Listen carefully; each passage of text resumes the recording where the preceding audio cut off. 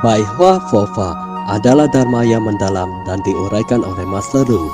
Menggunakan bahasa sehari-hari, menggunakan filosofi kehidupan, dan menggunakan contoh sederhana di kehidupan sehari-hari untuk menjelaskannya.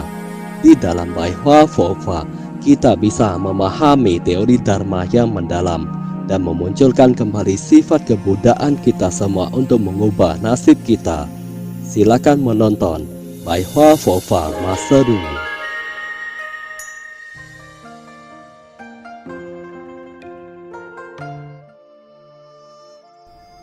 百货佛法，光过江座. Episode 2. Pembebasan sejati adalah tidak ada keakuan.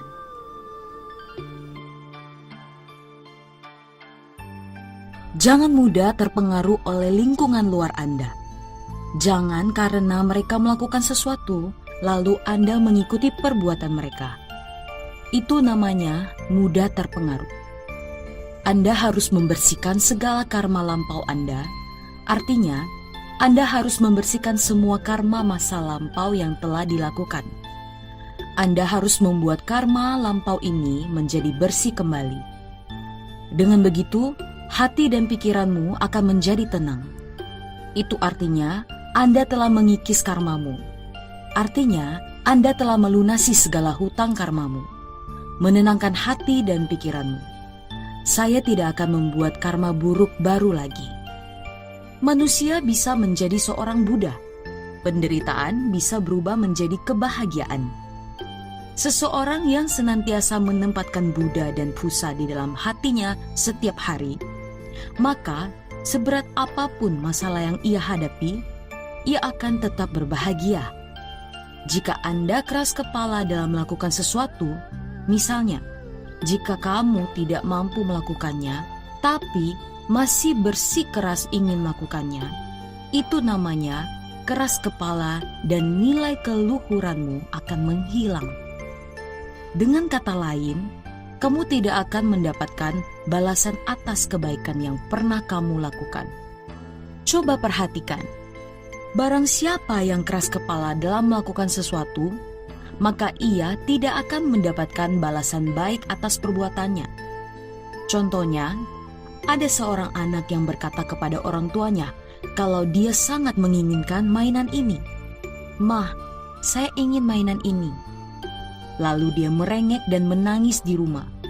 Apakah anak yang merengek itu akan mendapatkan balasan baik? Orang tuanya malah semakin tidak mau membelikannya.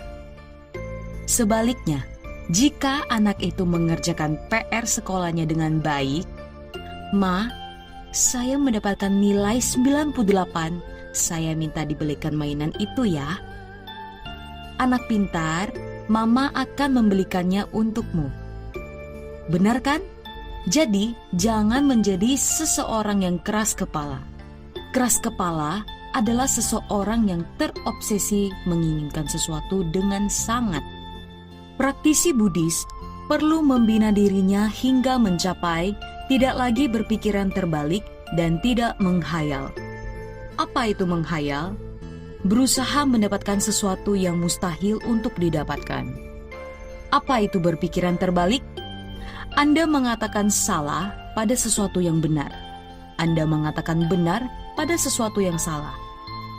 Jangan berpikiran negatif dan jangan melekat pada keinginan yang hampir sulit untuk dicapai. Dan yang terpenting adalah jangan membohongi diri sendiri. Apa artinya? Shifu memang kurang membahas hal ini kepada kalian. Artinya, tidak jujur kepada diri Anda sendiri. Apa manfaatnya membohongi diri sendiri? Mengapa Anda harus membohongi diri sendiri? Melakukan sesuatu yang sudah pasti tidak mungkin kamu bisa lakukan. Bukankah itu berarti kamu sedang membohongi dirimu sendiri? Anda sendiri yang akan menderita saat semua itu gagal kan? Anda akan menderita. Inilah yang disebut dengan membohongi diri sendiri. Dharma mengajarkan kita untuk tidak boleh membohongi diri sendiri. Berhentilah membohongi diri sendiri. Sebaliknya, jagalah semua tabungan pahalamu dengan baik. Dengarkan dengan seksama. Perkataan ini sangatlah penting. perlu menjaga dengan baik tabungan pahalamu. Apa artinya? Jika kamu sudah melakukan kebajikan, jangan sampai pahala atas kebajikanmu menghilang begitu saja. Karena pahala bisa menghapus karma buruk Anda. Misalnya, jika Anda terjadi suatu kesulitan atau masalah keluarga atau bencana alam, kamu bisa terhindarkan dari semua masalah itu dari tabungan pahalamu. Jangan lupakan hal ini. Bagaimana pahala itu membuatmu terhindar segala malapetaka dan masalah? Semua itu tergantung bagaimana kamu menjaga tabungan pahalamu ini. Saya tanya kalian, bukankah kalian tidak bisa menjaga tabungan pahalamu dengan baik? Kemana tabungan pahalamu itu pergi? Kamu membagikan 20% pahalamu untuk si A, membagikan 20% pahalamu untuk si B.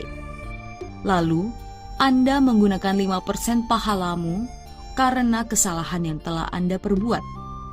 Ini sama aja dengan Anda tidak bisa menjaga tabungan pahalamu dengan baik. Jika Anda tidak menjaganya dengan baik, maka akan sulit bagimu terhindar dari mara bahaya. Tabungan pahalamu tidak cukup untuk menyelamatkanmu dan akhirnya Anda akan mendapatkan masalah. Shifu akan memberitahu kalian, jaga tabungan pahalamu dengan baik. Perlu sepenuh hati menjaga tabungan pahalamu. Mengapa? Perbanyaklah kebajikan. Baik, saya akan menjaga tabungan pahala saya dengan baik. Sebaliknya, jangan baru melakukan kebajikan karena kamu sangat membutuhkan pahala ini. Itu artinya Anda melakukan kebajikan karena mengharapkan sesuatu imbalan tertentu. Mengerti? Karena semua pahala yang kamu dapatkan itu akan habis digunakan. Dapat, lalu habis, terpakai lagi. Ini sama seperti uang penghasilanmu akan langsung habis terpakai untuk kebutuhan sehari-hari. Mengapa Anda tidak mencoba untuk menghasilkan uang lebih dan sisihkan untuk keperluan darurat?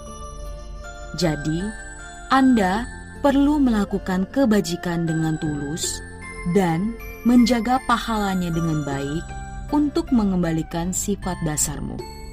Apa yang dimaksud sifat dasar? Sifat dasar manusia adalah tingkat kesadaran ke-9. Seseorang yang lahir ke dunia ini, lalu semasa hidupnya, ia belajar dharma dan membina diri hingga hati dan pikirannya serupa dengan seorang Buddha. Maka, ia akan mencapai nibbana. Saat pikiran Anda sudah seperti seorang Buddha, bukankah Anda akan mencapai nibbana? Benar kan? Lalu, bagaimana caranya memunculkan kembali sifat dasar kita? Semua itu tergantung kepada kebajikan yang kita lakukan dengan sepenuh hati. Karena kebajikan yang dilakukan tanpa ada maksud dan tujuan tertentu, artinya Anda telah melakukan kebajikan tanpa mengharapkan imbalan apapun. Anda perlu melakukan kebajikan sepenuh hati. Jika Anda melakukan kebajikan dengan maksud dan tujuan tertentu, dibandingkan dengan orang lain yang melakukan kebajikan tanpa mengharapkan imbalan apapun, inilah yang disebut sebagai pahala murni, kebajikan moral. Di dalam Xinqing ada nibbana mutlak. Sedangkan bagi yang masih belum mencapainya, masih berada dalam proses mencari kebenaran mutlak, alam manusia menyebutnya dengan kebenaran mutlak. Kebenaran mutlak ini tak lain adalah tidak kekal. Anda perlu memahami bahwa penderitaan itu tidaklah kekal. Anda perlu membuat semua makhluk bisa melihat kembali sifat dasar dirinya sendiri. Anda perlu membuat semua makhluk untuk menyadari kebenaran yang terjadi di alam manusia ini. Mengembangkan kebijaksanaan dan kesadaran di dalam diri kita. Di mana kebijaksanaan dan kesadaran seseorang berada? Apakah ada di dalam perilaku atau ucapan kita? Apakah ada di dalam penglihatan atau pendengaran kita? Bukan semuanya. Kebijaksanaan dan kesadaran seseorang tercerminkan dari seberapa tinggi kesadaran spiritualmu. Kebijaksanaan itu adalah sesuatu yang tidak dapat dilihat. Kesadaran itu juga sesuatu yang tidak dapat dilihat. Maka itu dinamakan kesadaran di dalam diri sendiri. Anda perlu membangkitkan kembali sifat dasar manusia. Apa itu sifat dasar manusia? Seseorang yang baik hati, namun setelah beranjak dewasa muncul sifat serakah, amarah, bodoh, sombong, dan keraguan. Dia mulai perhitungan dan iri hati dengan orang lain dan menekan orang lain. Semakin dewasa, kebijaksanaannya semakin berkurang. Setiap hari melakukan kejahatan, semakin tidak terarah, egois, dan serakah. Lalu, bagaimana cara membangkitkan kembali sifat dasar manusianya? Dengan menghentikan segala keburukannya, Anda perlu mengetahui untuk membayar ganti rugi atas kerusakan yang kamu lakukan. Anda perlu memberikan manfaat kepada orang lain dan bertindak sesuai hati nurani. Dengan begitu, Anda dapat menemukan kembali sifat dasar manusia. Setiap manusia memang harus menemukan kembali sifat dasarnya, karena pada dasarnya manusia adalah sekuntum bunga lotus yang bersih. Bunga lotus yang bersih itu tidak tumbuh dari sifat-sifat kejam, tidak tumbuh dari sifat-sifat tanpa kebijaksanaan, tidak tumbuh dari perasaan iri hati dan kebencian. Jadi, karena bunga lotus yang bersih tidak tercemar oleh 5 kekotoran duniawi. Coba kalian lihat, kehidupan kalian saat ini telah tercemari oleh 5 kekotoran duniawi ini. Anda begitu egois dan mementingkan kepentingan diri sendiri di atas kepentingan orang lain. Jika jiwa Anda terbebaskan, maka ketenangan dan kedamaian yang didapatkan. Kebahagiaan sejati bukanlah seberapa banyak harta yang Anda miliki atau seberapa besar ketenaran yang Anda miliki, melainkan ketenangan dan kedamaian. Anak kecil yang bisa tertawa lepas dan tersenyum barulah kebahagiaan sejati. Anak kecil dapat tertawa lepas dan tersenyum karena mereka tidak memiliki beban dan kekhawatiran. Seseorang yang ingin mendapatkan ketenangan dan jiwanya terbebaskan, maka ia perlu tercerahkan. Seseorang yang tercerahkan, maka tempat yang ia tinggali adalah negara Buddha. Benar kan?